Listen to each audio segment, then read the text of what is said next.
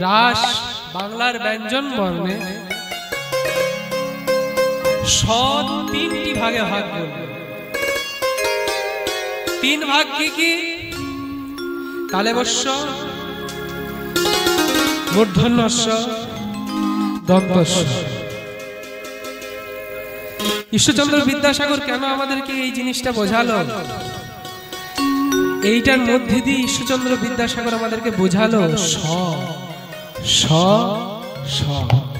যে সয় সে মহাশয়, আর যে নাশ হয় তার নাশ হয়।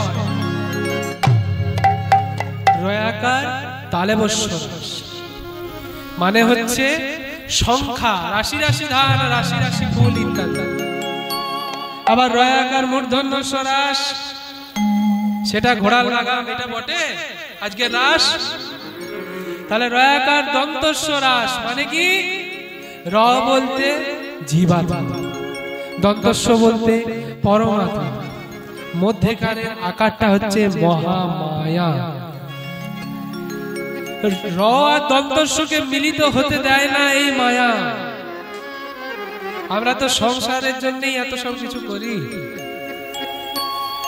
সংসারের জন্য এত কিছু করি, সংসারের মায়ায় বদ্ধ হয়ে তাকেই ভুলে যাই। ওই জন্য মাঝে আকার দিল।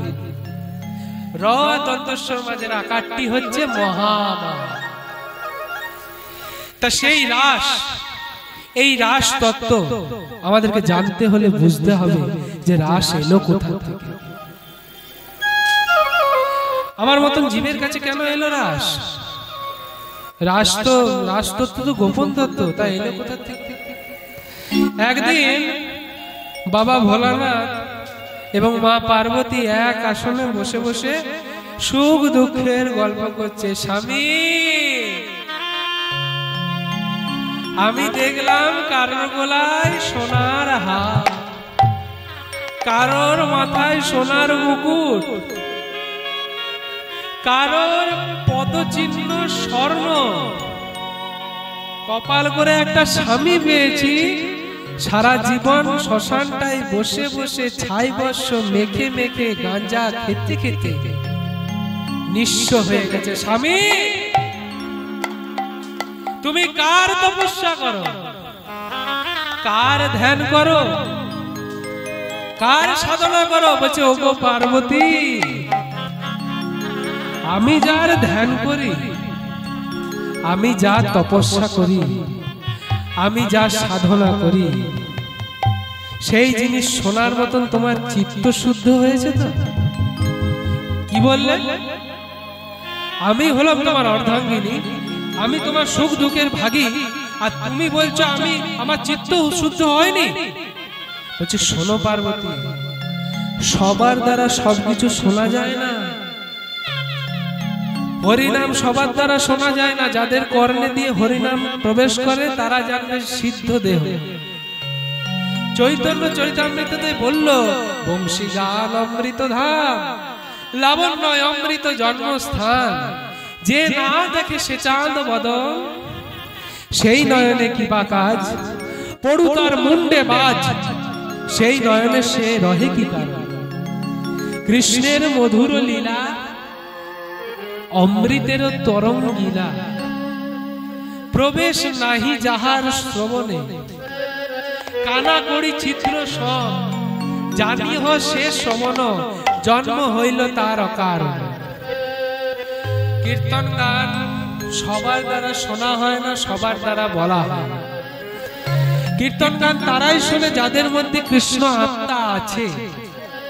আর যেগুলো অকারণে জন্মগ্রহণ করেছে তাদের কীর্তন গান শোনাও হয় না, তারা কীর্তনকে পছন্দও করে না, তারা যুক্তিবাদে বিশ্বাস। তা যুক্তি নিয়ে তো এই পৃথিবীতে বেঁচে থাকা যায় না, কারণ পৃথিবীটা ঘুরছে তার আদেশে। তার আদেশে একটা গাছের পাতাও লড়ে না। আর আমি এই অধম জীব কীর্তন করছি তার আদেশ ছাড়াই কি? তার কৃপাতে। তুমি কার সাধনা করো? বলছে, ওগো, আমি যা সাধনা করি তার কথা শোনার মতন তোমার চিত্ত শুদ্ধ হয়েছে? পার্বতী গো, তোমার যদি চিত্ত শুদ্ধ হতো তাহলে আমাকে শ্মশানে বসে বসে ছাই বর্ষ মেখে মেখে এইভাবে হরিনাম আশ্রয় করতে হতো। মরে গেলে শ্মশানে কি বলে যায় গো? হরি বল, বলো হরি হরি বল। কারণ হরিনাম মহাদেব পছন্দ করে, আর মহাদেবের স্থান হচ্ছে শ্মশান। তা বলছে শোনো পার্বতী, আমি শোনাতে তোমাকে পারি, কিন্তু তুমি যে শুনছো আমি কি করে বুঝতে পারবো? এই জন্য তোমাকে বলে খেপা। আমি যদি শুনি আমি হু দেবো না, আরো বলবো ইত্যাদি বলবো, তুমি বলো স্বামী। আচ্ছা শোনো পার্বতী, মহাদেবের আরেক নাম হচ্ছে পঞ্চানন। পঞ্চমুখের রচনা করছেন, বর্ণনা করছেন শ্রীমদ্ ভাগবত রাষ্ট্র। বর্ণনা করতে করতে করতে করতে হঠাৎ মা পার্বতীর ঘুম পেয়ে গেছে। আর যেই ঘুম পেয়েছে, ঘুমানোর তো জায়গা নেই। যা খেপা স্বামী যদি স্বামীর সামনে ঘুমিয়ে দেয় তাহলে সমস্ত কিছুই শেষ। তাই কি করলো, স্বামীর কোলে শুয়ে এদিকে ববম ভোলা মহেশ্বর আমার বলেই যাচ্ছে বলেই যাচ্ছে বলেই যাচ্ছে। এবার হুঁটি দেবে কে বাবা? তখন কিছুটা গাছের ডালে দূরে বসেছিল একটা সুখ পাখি। সুখ পাখি কি গো? সুখ পাখি কি? টিয়া পাখি। টিয়া পাখিকে বলে সুখ পাখি। তা সুখ পাখি বসেছিল, বসে থাকতে থাকতে দেখলো মা পার্বতী ঘুমিয়ে গেছে। হুঁটি দেবে কে? তাই হু দেওয়ার জন্য বলছে আরো বলুন প্রভু, আরো বলুন, খুব ভালো। মহাদেব যে ভাং খেতে ইচ্ছা হচ্ছে, যেই মহাদেব কোলের দিকে তাকাচ্ছে দেখছে পার্বতী ঘুমিয়ে গেছে। আর পার্বতী যেই ঘুমিয়ে গেছে, পার্বতী তুমি ঘুমিয়ে গেছো? আমি তো অনেক আগে ঘুমিয়ে গেছি প্রভু। বলছে তুমি যদি ঘুমিয়ে থাকো তাহলে হুঁটি দিচ্ছিল কে? যেই পার্বতী বলছে আমি শুনিনি প্রভু আপনার রাজতত্ত্ব।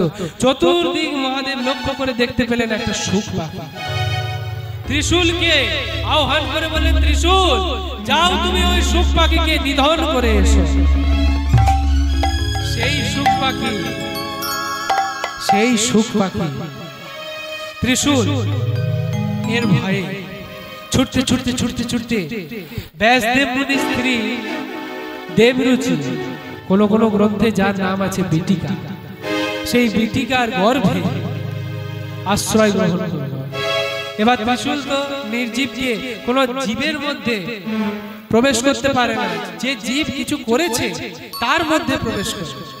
এবার সে একটা সাধারণ জীব প্রবেশ করতে পারেনি, তাই কি করেছে? ফিরে চলে এসেছে। এইবার গ্রন্থ অনুযায়ী 16 বছর ধরে সেই গর্ভে আশ্রয় নেয় সেই সুখ পাখি। তা সেই সুখ পাখি যখন ব্যাসদেব মুনির স্ত্রী বিটিকা যন্ত্রণায় ছটফট করছে, ছটফট করতে করতে করতে করতে ব্যাসদেব মুনির স্ত্রীর যখন মৃতপ্রায় অবস্থা, তখন ব্যাসদেব মুনি নতমস্তকে বলছে, কে আপনি? আপনি যেই হন, আপনি কোন পীর পয়গম্বর না, আপনি কোন সাধারণ মানুষ নাকি সাধু ঋষি মুনি যোগী, যেই হন দয়া করে আপনি বাইরে বেরিয়ে আসুন, নচেত আপনার মাতার মৃত্যু। যেই বেরিয়ে এসেছে ছেলে, সেই ছেলের নাম হলো শ্রীল শুকদেব গোস্বামী। যেই শুকদেব গোস্বামী জানেন রাসতত্ত্ব। এবার আমি কীর্তন জানলে তো হবে না বাবা। কীর্তন যদি আপনারা না শুনেন তাহলে কি লাভ? কীর্তন শুনে তাহলে কীর্তন যদি আমি জানলে পরে, আমি যদি শুধু জানি আমার জানলে পরে হবে না, আপনাদেরও জানাতে হবে। ঠিক তেমনি ছিল শুকদেব গোস্বামী কে জানানোর মতন অধিকার কে পেল? ব্রহ্ম শাবগ্রস্ত রাজা পরীক্ষিত, ধার্মিক রাজা। তার রাজাদের একটু সভা করতে যাবে, মৃগয়া করতে। মৃগয়া করতে যাবে কি গভীর অরণ্য মধ্যে প্রবেশ করেছে। আবার প্রবেশ করতে করতে খুব জল পিপাসা পেয়েছে। তো জল পিপাসা পাওয়া মতোই গভীর অরণ্যের মধ্যে ছিল শ্রমিক মুনির আশ্রম। নৈমিষারণ্যে শ্রমিক মুনির আশ্রম। সেই আশ্রমে শ্রমিক মুনি ধ্যানস্থ অবস্থায় মুনিকে বলছে, মুনি আমাকে একটু জল দেবে? বলছে, প্রভু আমি জল দিতে পারি না, আমি ধ্যানস্থ অবস্থায় আছি। মুনি তো কথা বলবে না, তাও কথা বলে বললেন, বলছে আমাকে খুব জল তেষ্টা পেয়েছে, আমাকে একটু জল দেবেন? তৃতীয়বার বলার পরে যখন কিচ্ছুতেই আর কোনো কিছু ভাবে মুনির কাছ থেকে জল পেল না, সেই মুহূর্ত হতে একটি মৃত সর্প গলায় মালার মতো করে পড়ল। ফিরে চলে এলো রাজা পরীক্ষিত। পরীক্ষিত আসা মাত্রই শ্রমিক মুনির পুত্র সিংহী মুনি এলো সেই আশ্রম। আসা মাত্রই পিতার গলে মৃত সর্প দেখে বলছে, কে আমার পিতার গলে এইভাবে মৃত সর্প পরিয়েছে? তুমি যতই শক্তিমান হও, তুমি যতই বলবান হও, কৌশিকী নদীর জলে আচমন করে অভিশাপ দিচ্ছি, তোমার 7 দিনের মধ্যে তক্ষক দংশনে মৃত্যু হবে। তক্ষক মানে কি মা? এইটিকে বলে তক্ষক। তা সেই তক্ষক দংশনে তোমার মৃত্যু হবে। তখন শ্রমিক মুনির ধ্যান ভেঙে যাওয়ায় সিংহী মুনিকে বলছে, তুই মুনি পুত্র হয়ে এইভাবে মতিভ্রম করলি? তুই জ্ঞানীর পুত্র হয়ে জ্ঞানটাকে নাশ করলি? রাজা, অত্যন্ত ধার্মিক রাজা, আমার কাছ থেকে জল চেয়েছে, আমার কাছ থেকে জল চেয়েছে, আর তুই কি করলি? তাকে অভিশাপ দিলি। অন্তত মহারাজকে খবর দিয়া গেছে মহারাজের দরবারে। এবার মহারাজকে বলছে, ওগো মহারাজ। আর রাজা পরীক্ষিত সাষ্টাঙ্গে প্রণাম করছে, সাষ্টাঙ্গে প্রণাম করছে। বলছে, মুনি আপনি আপনার মতো আমার মতো এই অধমের দরবারে এসে দাঁড়িয়েছেন? আমি আপনার জন্য সুখের খবর আনিনি, এনেছি দুঃখের খবর। আমি অভিশাপ দিয়েছি আপনাকে, আপনার 7 দিনের মধ্যে তক্ষক দংশনে মৃত্যু হবে। মহারাজ আনন্দে নৃত্য করছে। আপনারা কি বলবেন? মহারাজ খেপে গেছে। কিন্তু এখনকার যা যুগ বাবা, এখনকার যা টেকনোলজি, ইন্টারনেট বা মোবাইলের মাধ্যমে সমস্ত কিছু জানা যায়, কিন্তু যেদিন এই ভবের সংসার ছেড়ে চলে যাবেন সেই ডেটটা কি জানতে পারে? সব জিনিসটাই যদি মানুষ করে দিত তাহলে ভগবান বলতে আর কিছু থাকতো না গো। আমরা তৈরি হয়েছি তার আদেশে, আত্মাকে প্রেরণ করেছে মায়ের গর্ভে তার আদেশে, গর্ভ হতে ভূমিষ্ঠ হয়েছি তার আদেশে, এই পা দিয়ে চলতে পেরেছি তার আদেশে, সমস্ত কিছু তার আদেশ। আদেশ বিনা একটা গাছের পাতাও নয়। আমরা কি বলেছিলাম? যে ওগো গোবিন্দ, তুমি আমাদেরকে সুস্থভাবে ধরায় অবতীর্ণ করো, ভূমিষ্ঠ করো, আমরা তোমার নাম গান গাইব। হরি বল। আমরা করলাম কি নাম গান? তা সেই ব্রহ্ম শাবগ্রস্ত রাজা পরীক্ষিত বলছে, এই 7 দিনে আমার কি করা উচিত মহারাজ? বলছে, আপনি ভাগবত কথা আস্বাদন করুন। ভাগবত কথা আস্বাদন করবো কোথায়? বলছে, ওই তো সুরধনী গঙ্গার তীরে হরিহর নামে স্থানে ছিল সুখদেব গোস্বামী, যিনি ভাগবত তত্ত্ব জানেন, তার কাছে তুমি ভাগবত কথা আস্বাদন করো। এইবার ভাগবত কথা আস্বাদন করতে বসেছে। প্রথম দিন গেল, দ্বিতীয় দিন গেল, তৃতীয় দিন গেল, পঞ্চম দিনে বেরিয়ে এলো ভগবান পিতারাত্রি শারদাত বল্লমল্লিকা বৃক্ষারন্তু মনশ্চক্রে যোগমায়া মোপাশ্রিত।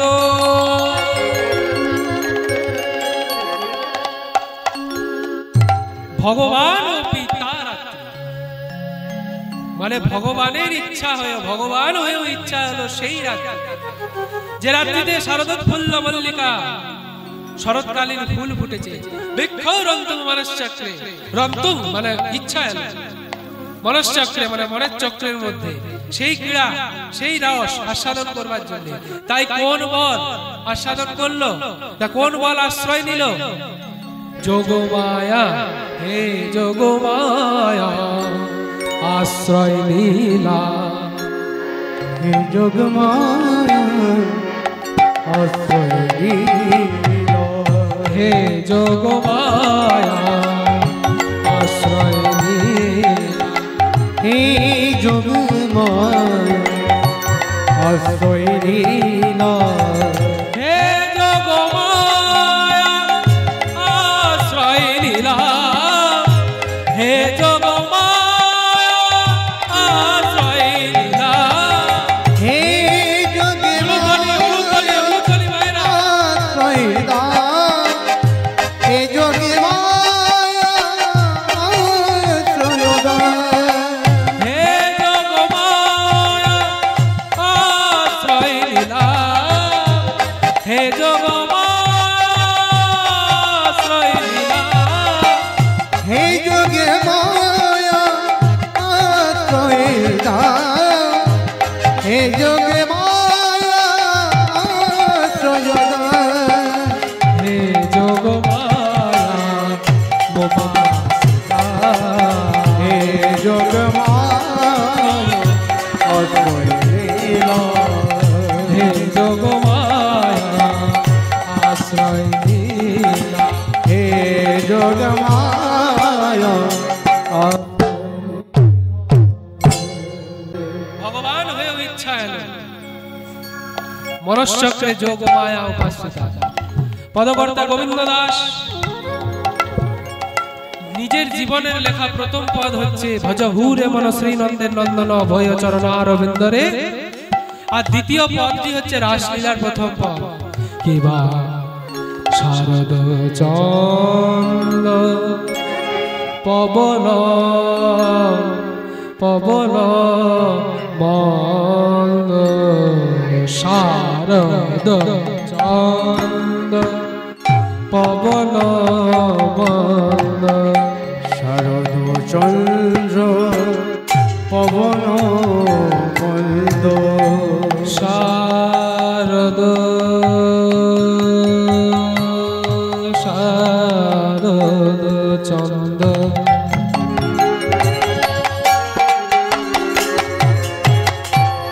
শারদ চন্দ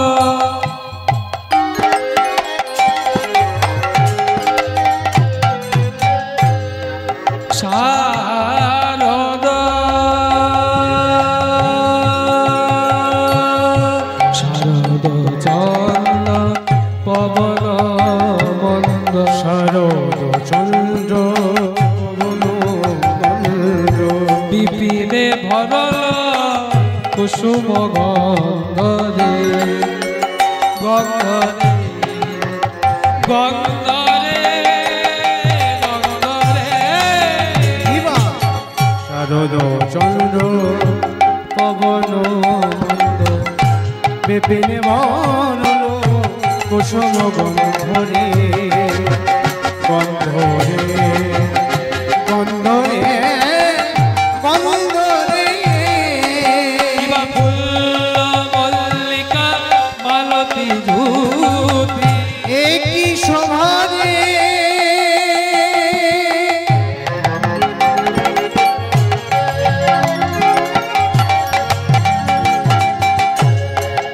কত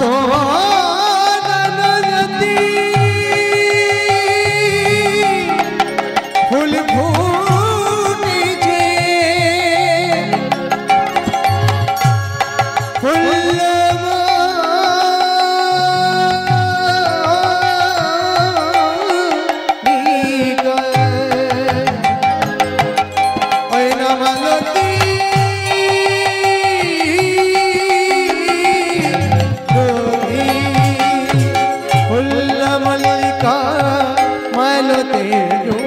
মত মধুকর ধরণী রে মত মধুকর ধরণী মত মধুকর ধরণী মত মধুকর ধরণী মত মধুকর ধরণী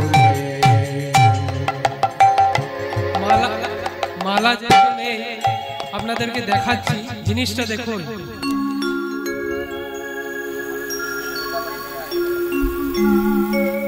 বলে আজ ফুল্ল মল্লিকা মালতী ফুল্ল মল্লিকা মালতী জ্যোতি ফুল্ল মল্লিকা মালতী জ্যোতি এই যে নড়ছে যারা রাসলীলা আগে শুনেছেন তারা বুঝে গেছেন যে ব্যাপারটা কি হচ্ছে, কিন্তু এই যে ফুলটা নড়ছে ব্যাপারটা কি? রাস তো সবাই করে কিন্তু এই ফুলটা নড়ে কিসের জন্য? ফুলটা বলতে চাইছে আমায় ছুঁয়ো না ছুঁয়ো না ছুঁয়ো না ছুঁয়ো না ছুঁয়ো না ছুঁয়ো না ছুঁয়ো না ছুঁয়ো না ছুঁয়ো না আমায় ছুঁয়ো না ছুঁয়ো না ছুঁয়ো না আমি তোমার লাগি ফুটি নাই কৃষ্ণ সেবার লাগি ফুটি আছি আমি তোমার লাগি ফুটি রে কৃষ্ণ সেবার লাগি ফুটি আছি লাগি ফুটি কৃষ্ণ সেবার লাগি ফুটি আছি। যতবার বসতে যাচ্ছে বলছি হুমা প্রতিদিন তোমার উপরে বসি মধুপান করি সোহাগ বিনিময় হয়, আজ তুমি আমাকে বসতে দিচ্ছ না কেন? বলছে আমি তোমার লাগি ফুটি নাই কৃষ্ণ সেবার লাগি ফুটি আছি আমি তোমার লাগি ফুটি রে কৃষ্ণ সেবার লাগি ফুটি আছি আমি কৃষ্ণ সেবা দেব বলে কৃষ্ণ নামে ফুটি আছি আমি কৃষ্ণ সেবা দিব বলে আমি কৃষ্ণ সেবা দেব বলে কৃষ্ণ সেবা দেব বলে আমি কৃষ্ণ সেবা দেব বলে ছুঁয়ো না ছুঁয়ো না ছুঁয়ো না ছুঁয়ো না ছুঁয়ো না ছুঁয়ো না বলছি আমি তোমাকে ছোবো না, প্রকৃতি আমাকে অধিকার দিয়েছে, তুমি বলছো আমাকে ছোবে না? বলছে না তুমি আমাকে ছোবে না। কথাটার অর্থ কি? শারদ চন্দ্র পবন মন্দ, পদ গিয়ে দিলে হবে না, পদের ব্যাখ্যা করতে হবে। শারদ চন্দ্র রাধে শারদ চন্দ্র শরৎকালীন চাঁদ উঠেছে, পবন মন্দ মানে হচ্ছে মন্দ মন্দ বাতাস বইছে, বিপিনে ভরল কুসুম গন্ধরে। বিপিন শব্দের অর্থ হচ্ছে বন, বন বলতে বৃন্দাবন, আজকের এই মহতি হরিনাম সংকীর্তনের স্থান। এই বৃন্দাবন ভরে গেছে কিসে? কুসুম গন্ধরে। কোন কুসুম? এই যে আপনাদের মনের মধ্যে থাকা কৃষ্ণ আত্মা রূপী যে কুসুম, এই আত্মার কুসুম গুলো ভরে গেছে, সেই গন্ধতে আজ এই বৃন্দাবন ভরে গেছে। ফুল্ল মল্লিকা মালতী জ্যোতি। এইটা ধরুন কার্তিক মাস চলছে, তাই তো কার্তিক মাস চলছে। বৈশাখ মাসের যদি আম কার্তিক মাসে ধরে, যারা আম প্রিয় তারা আম খেতে চাইবে না।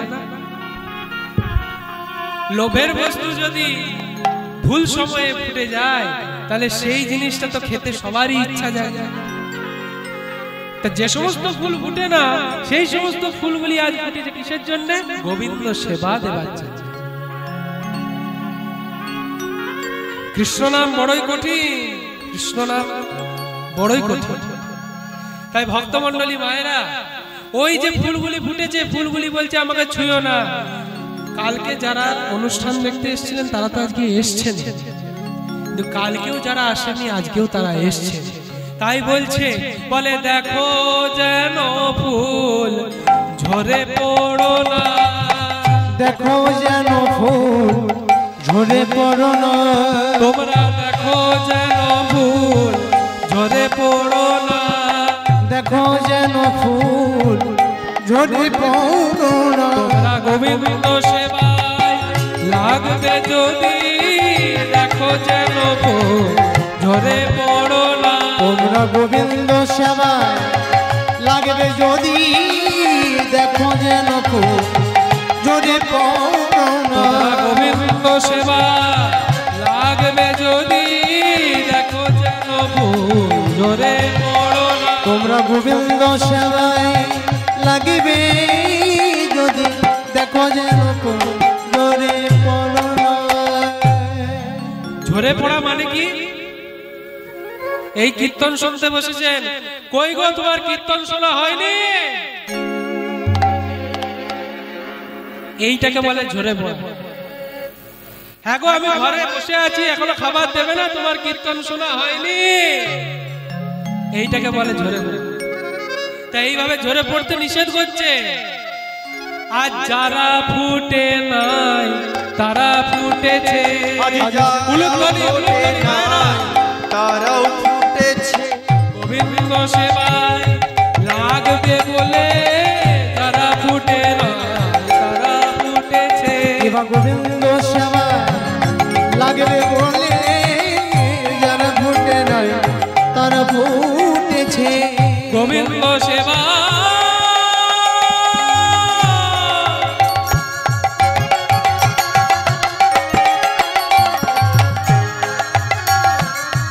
লাগবে বলে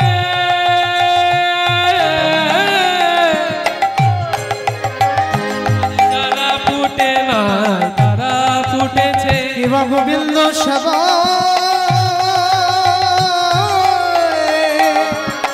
লাগবে বলে যারা ফোটে না তারা ফুটেছে। এই রূপ যখন উন্মত্ত পরিবেশ, মা যশোদা গোপালকে ঘুম পাড়িয়ে এসেছে। এবার পূর্ব দিকের গবাক্ষ দ্বার যোগমায়ার মায়ায় খুলে গেছে। শারদ পূর্ণিমা সেই রাত্রি, সেই আলো গোপালের বদনে এসে পড়েছে। আর গোপাল দেখতে পেয়েছে বাইরের এই রূপ অপরূপ পরিবেশ। এই রূপ পরিবেশ দেখে গোপালের মনে মনে হয়েছে আজকে আমি সেই ক্রীড়া রাস ক্রীড়া। এইবার রাস ক্রীড়া হবার আগে আমাদেরকে জানতে হবে যে রাস, এই যে রাস, রাসটা গুরু পরম্পরা অনুযায়ী এলো কোথা থেকে। প্রথমে শ্রীমন নারায়ণ তিনি শুনিয়েছিলেন মহাদেবকে, মহাদেব শুনিয়েছিলেন ব্রহ্মাকে, ব্রহ্মা শুনিয়েছিলেন দেবর্ষি নারদকে, দেবর্ষি নারদ শুনিয়েছিলেন বেদব্যাস মহর্ষি, এবং মহর্ষি বেদব্যাস তিনি শুনিয়েছিলেন ছিল শুকদেব গোস্বামী। এইভাবে পদে পদে ক্রমানুযায়ী আমাদের মধ্যে এসে পৌঁছালো রাস। তো সেই রাসলীলা আস্বাদনের পূর্বে এই রূপ পরিবেশ যখন দেখেছে গোপাল, তখন বলছে হে রাত রাতি ওই জানাবাতি উলুধ্বনি, রাতি ওই শালভাতি হে রাত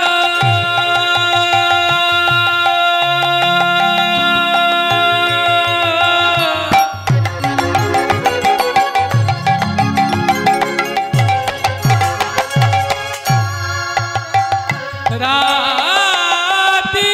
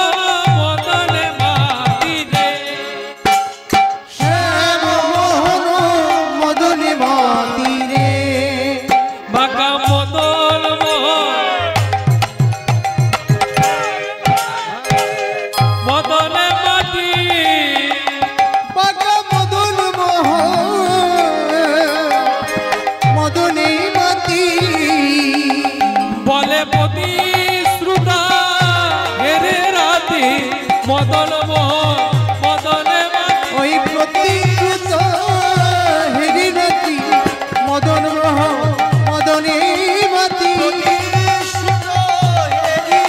বাঁকা মদন মোহন মদনে মাতি বাঁকা মদন মোহন মদনে মাতি বাঁকা মদন মোহন মদনে মাতি মদনে মাতি। ও বাবা, মদন মোহন মদনে মাতি।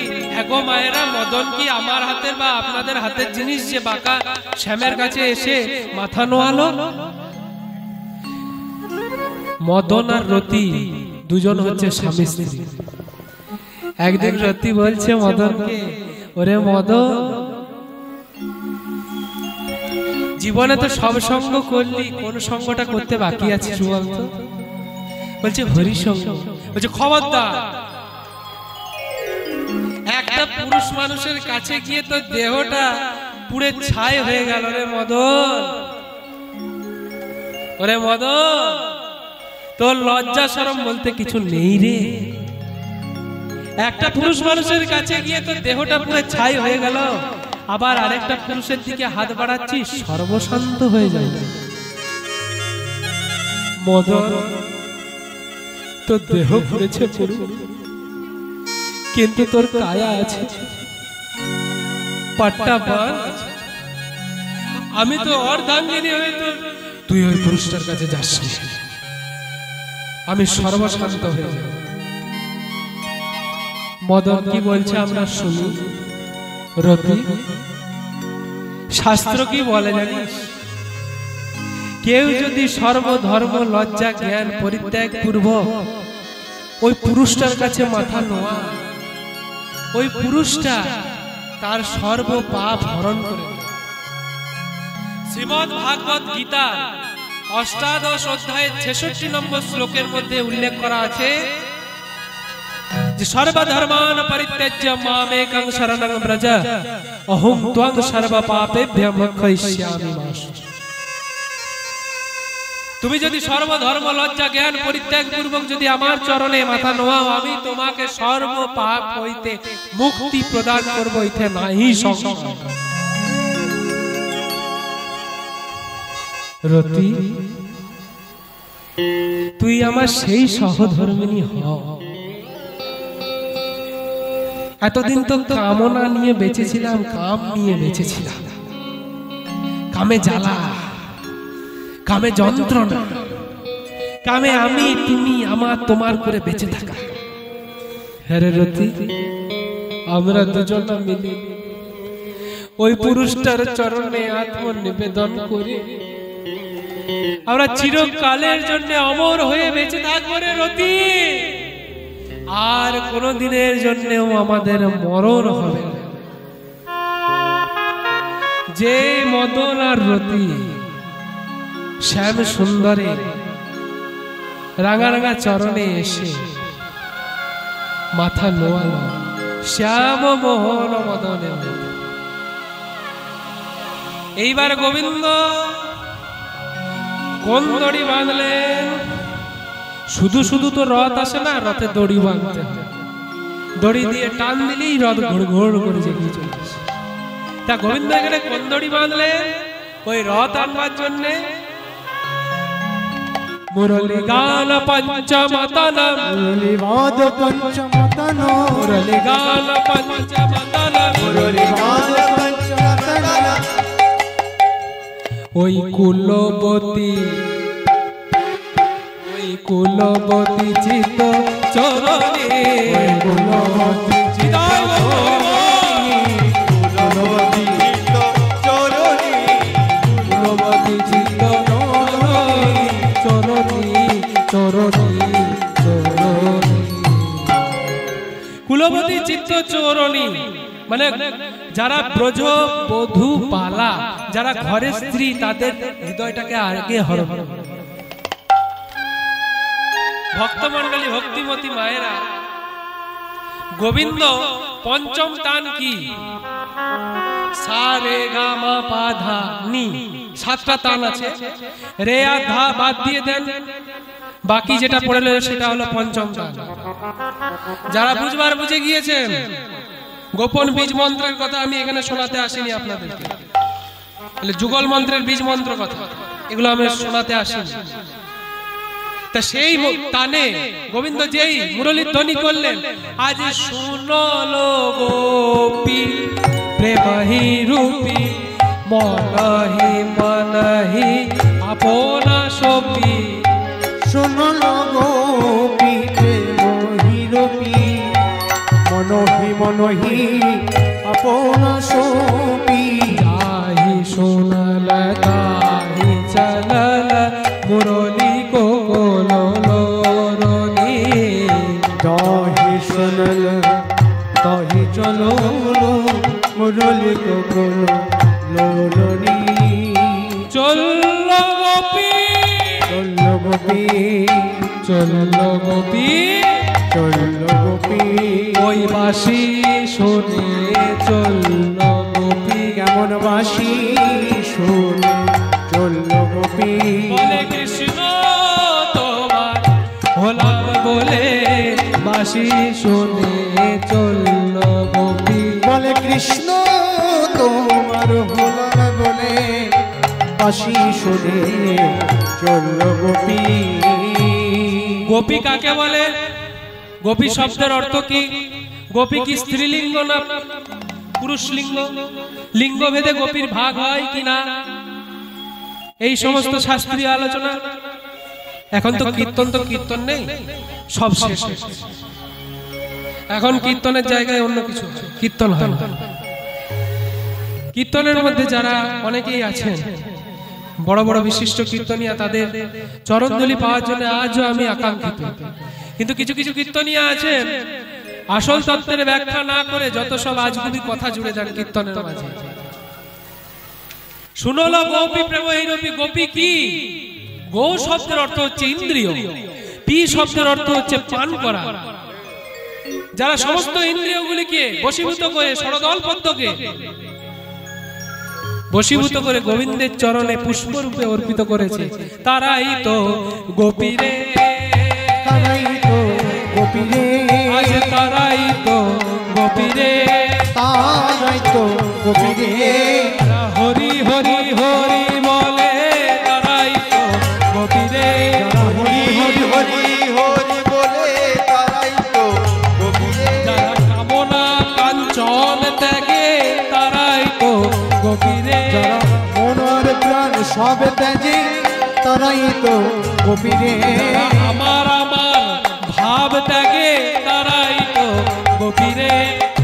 আপনার প্রাণ থেকে তারাই তো গোপী রে। ঘরে বসে বসে বলছো কৃষ্ণ নাম করলে কি হয়? হ্যাঁ বাবা, এমন একটি সময় আসবে না, কোটি কোটি টাকা রোজগার করেছে, শরীর খারাপ হয়েছে, অ্যাপোলো ফার্মেসিতে গেছে, অ্যাপোলো নার্সিংহোমে গেছে, যখন ডাক্তারও হাত জড়ো করে দেবে, ভগবান তার দরজা বন্ধ করে দেবে। কিন্তু যদি সুখেতে কেউ হরি ভজে, বলছে जो सुख में हरि भोजे वह दुख कहां से होए, और जो दुख में हरि भोजे सुख कहां से होए। যারা সুখে গোবিন্দের ভজনা করে তাদের দুঃখ আসে না, আর যারা কেবলমাত্র দুঃখ যে গোবিন্দ আমার বাড়িটা ভেঙে গেছে, তলা বাড়ি করবে, তাদের কাছে কোনো দিন সুখ আসবে না। অর্থের অহংকার করছো, একদিন একটি মাটির ভান্ডে থাকবে, গঙ্গার জলে দিতে হবে। 3.5 হাতের জিনিস 3 আঙ্গুলের একটি ঘটিতে থাকবে। ভক্তমণ্ডলী মায়েরা, অহংকার কামনা কাঞ্চন ত্যাগ করে গোবিন্দের চরণে মাথা নোয়ান, তিনি আমাদের জগৎ পিতা। যদি বাবার কাছে মাথা নোয়াতে পারি, তাহলে বাবার কাছে কেন মাথা নোয়াতে পারবো না? শাস্ত্র বলছে যদি আসে ডাক্তার, তখন কি করে বাবা ডাক্তার? যদি আসে ডাক্তার কি করবেন বাবা ডাক্তার? যতদিন আমাদের সম্বল থাকবে, থাকবে কিসের সম্বল? রাজনৈতিক সম্বল, অর্থের সম্বল, শরীরের সম্বল। কে বলে হরিবল। আর যেদিন সমস্ত কিছুই বেরিয়ে যাবে সেদিন না থাকবে অর্থের বল, না থাকবে রাজনীতির বল, শেষমেশ যাবে হরিবল। আমার গাড়ি হরিবল, আমার বাড়ি হরিবল। কৃষ্ণ নাম করতে গেলে করতালির মাধ্যমে কৃষ্ণ নাম করতে হয়, জানেন? করতালি দিয়ে কৃষ্ণ করলে ঠাকুর রামকৃষ্ণ দেব, অনেক বড় বড় কীর্তনিয়া তো রামকৃষ্ণ দেবকে মূর্খ বলে দিয়ে গেছেন। আমি সেই ব্যাপারে আসছি না। স্বামী বিবেকানন্দ বলেছে, আমি বাইরে জ্ঞানী কিন্তু ভিতরে ভক্ত। আর ঠাকুর রামকৃষ্ণ দেবকে দেখে বলেছেন, ওই ঠাকুর বাইরে ভক্ত, ভিতরে তার টনটনে জ্ঞান। সেই জ্ঞানীকে মূর্খ বলে যায়, অত বড় কীর্তনিয়া আমি নই। জয় রাধে। ভক্তমন্ডলী মায়েরা, তাহলে গোপী কি না? গোপী হচ্ছে যারা সরদল পদ্মকে গোবিন্দের চরণে পুষ্পরূপে অর্পিত করতে পেরেছে, তারাই গোপী। গোপী কি লিঙ্গ ভেদে হয়? না, কখনো হয় না। যারা গোপনে গোপনে গোবিন্দের ভজনা করে তারাই হচ্ছে গোপী। যারা একদিন নিরামিষ খেয়ে বাইরে বলে বেড়ায় না যে আমি নিরামিষ ভোজি, তারা গোপী নয়। যারা একাদশী করে বলে বেড়ায় আমরা একাদশী করি, তারা গোপী নয়। গোপী কারা? যারা বাইরে দেখাবে আমি কিছু করি না কিন্তু ভিতরে অনেক কিছু করে, তারা হচ্ছে গোপী। তাহলে গোপী কয় প্রকার? শ্রীমদ্ ভাগবত অনুযায়ী গোপী হচ্ছে দুই প্রকার, নিত্য সিদ্ধা এবং সাধন সিদ্ধা। নিত্য সিদ্ধা যারা গোবিন্দকে নিত্য ভজনা করে, গোবিন্দের পার্শ্বদ যারা। সাধন সিদ্ধা যারা গোবিন্দকে সাধনার মাধ্যমে পেয়েছে, তারা হচ্ছে সাধন সিদ্ধা। সাধন সিদ্ধা হচ্ছে তিন প্রকার, শ্রুতিচরী, দেবী পূর্বা এবং ঋষিচরী। শ্রীল রাধা মাধব ঘোষ রচিত শ্রী শ্রী কৃষ্ণ সারাবলী গ্রন্থ অনুযায়ী গোপী হচ্ছে তিন প্রকার, নিত্য সিদ্ধা, কৃপা সিদ্ধা, সাধন সিদ্ধা। নিত্য সিদ্ধা যারা গোবিন্দকে নিত্য ভজনা করে, কৃপা সিদ্ধা যারা গোবিন্দের কৃপায় গোবিন্দকে প্রতিরূপে পেয়েছে, মণিকন্যা, নাগকন্যা, দেবকন্যা। এবং সাধন সিদ্ধা হচ্ছে দণ্ডকারণ্যের 16 সহস্র কোটি যোগী ঋষি।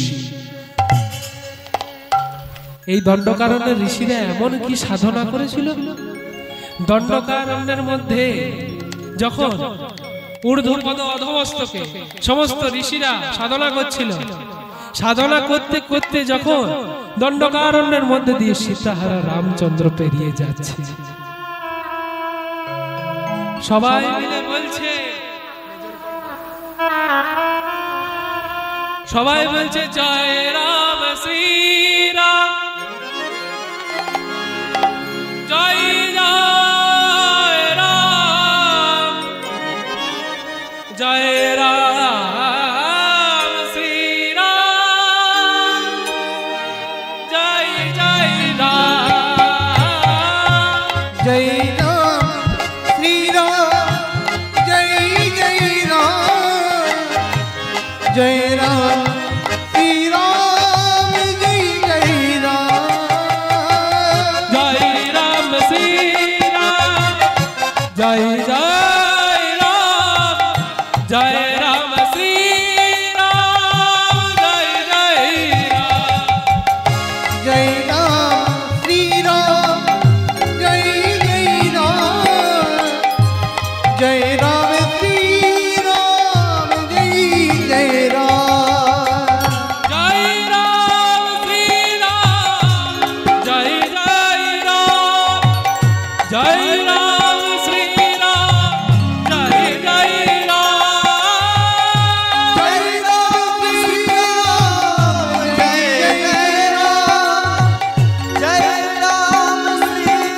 জয় জয় রাম, জয় রাম শ্রীরাম, জয় জয় রাম, জয় রাম শ্রীরাম, জয় জয় রাম, জয় রাম শ্রীরাম, জয়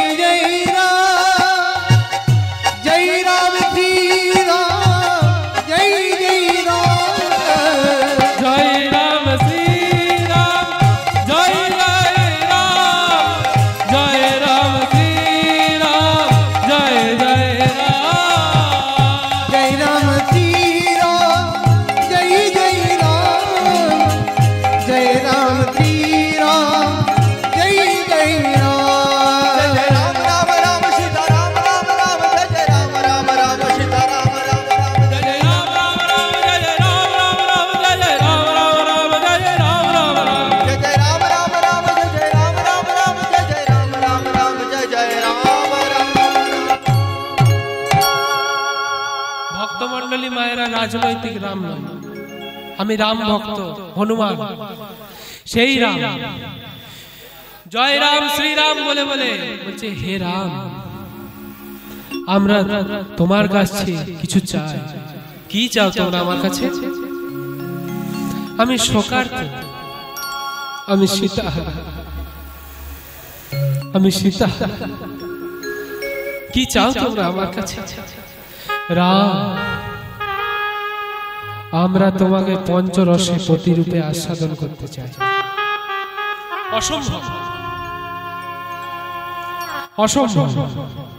একটাই মাত্র স্ত্রী ছিল, তাও রাক্ষসে হরণ করে নিয়ে চলে গেল। আবার আবার এত এত শত সহস্র কোটি যোগী ঋষিদের স্ত্রী। অসম্ভব। যে অসম্ভবকে সম্ভব করতে পারে তাকেই তো রাম কহে। হে রাম, আমরা তোমার সুখে সুখী হতে চাই, তোমার দুঃখে দুঃখী হতে চাই। কি বললে? তোমরা আমার সুখে সুখী হতে চাও? মানে আমি যদি কষ্ট পাই তোমরা কষ্ট পাবে? পাবো। আমি যদি দুঃখ পাই তোমরা দুঃখ পাবে? পাবো। আমি যদি সুখ পাই তোমরা সুখ পাবে? যে হ্যাঁ, পাবো। এতদিন যারা চেয়েছে আমার কাছে, সবাই নিজেদের জন্য চেয়েছে, স্বার্থের জন্য চেয়েছে। কিন্তু আজ আজ আমার কাছে তোমরা যে জিনিস চাইলে, সেই জিনিস জন্ম জন্মান্তরের জন্য তোমাদেরই হয়ে থাকবে। পরবর্তী যুগে, পরবর্তী যুগে তোমরা প্রত্যেকে হবে গোপী, আর আমি হব তোমাদের গোপীনাথ। জয় রাধে। সরবান বের করে শিলাখণ্ডের উপরে নির্মাণ করলো বিগ্রহ। এই সমস্ত ঘটনা ঐতিহাসিক ঘটনা, আমার বানানো গল্প নয়। উড়িষ্যার বালেশ্বর জেলার রেমুন গ্রামে এখনো খিরচোরা গোপীনাথ বর্তমান। আপনারা দেখে আসুন, উড়িষ্যা গেলে দেখে আসুন। সেখানে এখনো পর্যন্ত রামচন্দ্রের সেই খণ্ডিত প্রস্তরের উপর অঙ্কিত সেই রাম, সেই গোপীনাথ এখনো বিদ্যমান। তা সেই রাম বললো তোমরা হবে গোপী, কিন্তু আমরা রমণী কুলে জন্মগ্রহণ করব। কেন? বলছে, ওগো, রমণী কুলে জন্মগ্রহণ করলেই গোপী হয় না, গোপী মন থেকে হতে হয়, প্রাণ থেকে হতে হয়। তাই সেই সমস্ত গোপীদেরকে, সেই সমস্ত গোপীরা এমন কি সাধনা করেছিল গুরুদেব, যাদের পাবার জন্য ভগবান আকাঙ্ক্ষিত হচ্ছে। জানেন গুরুদেব, এতদিন শুনেছি যে ভগবানকে মানুষ ডাকে, কিন্তু আজ রাসলীলা আস্বাদন করতে এসে শুনছি ভগবান ডাকছে। ব্যাপারটা কি? বলছে, ওগো, এই যে কার্তিক মাস চলছে, মহাপূর্ণ মাস, 12 মাসের মধ্যে মাহাত্ম্যের দিক থেকে শ্রেষ্ঠ মাস হচ্ছে কার্তিক মাস। এই কার্তিক মাসে তারা প্রত্যেক দিন বালুকার ওপর দেবী কাত্যায়নীর মূর্তি নির্মাণ করে, বিগ্রহ নির্মাণ করে সেখানে বলেছে, হে দেবী কাত্যায়নী মহামায়ে, হে মহাযোগী নদেশ্বরী, নন্দ গোপক সুতং দেবী পতিং মে গুরুতে গুরুতে দেবী কাত্যায়নী মহামায়ে নদেশ্বরী, নন্দ গোপক সুতং দেবী পতিং মে গুরুতে গুরুতে